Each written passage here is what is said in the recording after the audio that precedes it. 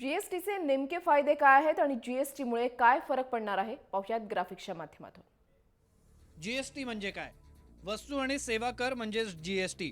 करामध्ये internet, mobile, handset, cigarette, दारू यांचाही समावेश असेल।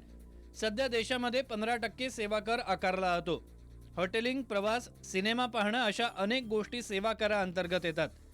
सध्या सेवा कर आणि वस्तू कर यांचे दर वेगवेगळे आहेत। जीएसटी म्हणजेच वस्तू आणि सेवांसाठी समान कर आकारला जाईल। कर आकारणीमध्ये यामुळे पारदर्शकता येईल आणि एकसूत्रता येईल असा विश्वास व्यक्त केला जातोय। सध्या देशभरात 20 वेगवेगळे कर वसूल केले जातात। जीएसटी लागू झाल्यास देशभरात एकच टॅक्स लागू होईल। जीएसटीमुळे काय होईल? देशभरात वस्तू आणि सेवांचे दर समान होतील, म्हणजेच काश्मीरपासून कन्याकुमारीपर्यंत वस्तूंचा दर समान होईल। टॅक्स चोरीला आळा बसवण्यात मोठ्या प्रमाणात यश येऊ शकेल। देशाच्या सकल राष्ट्रीय उत्पन्नावर त्याचा दूरगामी परिणाम होऊ शकेल। सध्या एखादी वस्तू खरेदी करताना त्यावर 30 ते 35% कर ग्राहकाला द्यावा लागतो।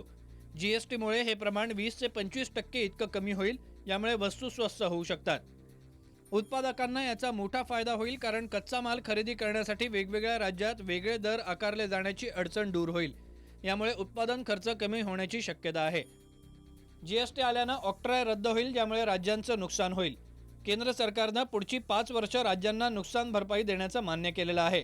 कर रूपाने जमा होणाऱ्या रकमेतून राज्याला निश्चित वाटा दिला जाईल।